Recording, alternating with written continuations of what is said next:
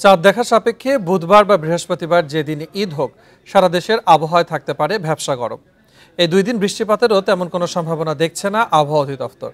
বাড়তে পারে গরমের ভোগান্তি। চলতি বছরের এপ্রিলের শুরুটা উষ্ণ ভাব দিয়ে মার্চের তুলনায় সর্বোচ্চ তাপমাত্রা বেড়েছে 5 ডিগ্রি সেলসিয়াস। ফলে তীব্র গরমে জনজীবনে বেড়েছে অস্বস্তি।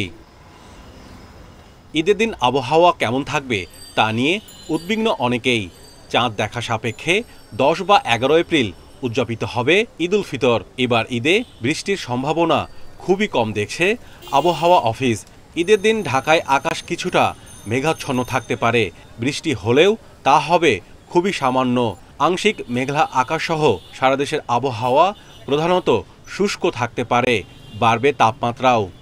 10 এপ্রিল এবং 11 এপ্রিল বাংলাদেশের ওই ধরনের কোথাও কোনো বৃষ্টিপাতের আপাতত সম্ভাবনা নেই।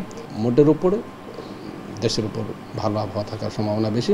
তবে তাপমাত্রা গত 2 দিন যেমন তাপমাত্রা অনেকটা কম ছিল, কিন্তু আগামীকাল এবং আগামী পরশু তাপমাত্রা কিছুটা বৃদ্ধির দিকে চলে যাবে। দেশের কোথাও কোথাও মৃদু থেকে মাঝারি ধরনের তাপদাহ অবস্থা চলে আসতে পারে। দেশের পশ্চিমাঞ্চলে তাপমাত্রা বাড়বে বেশি, অন্যদিকে ঢাকাসহ দক্ষিণাঞ্চলে ভ্যাপসা গরম অনুভূত হবে। এখন তাপমাত্রা কিন্তু বেশিরভাগ আমাদের পশ্চিমাঞ্চল যেগুলো, বিশেষ করে যশোর, কুষ্টিয়া, রাজশাহী এবং খুলনা, ঈশ্বরদী, এইসব অঞ্চলে কিন্তু তাপমাত্রা একটু বেশি হয়ে যায়। ঢাকা সহ দক্ষিণাঞ্চলে কিন্তু জলীয় বাষ্পের যোগানটা এই সময় একটু সাধারণত বেশি থাকে।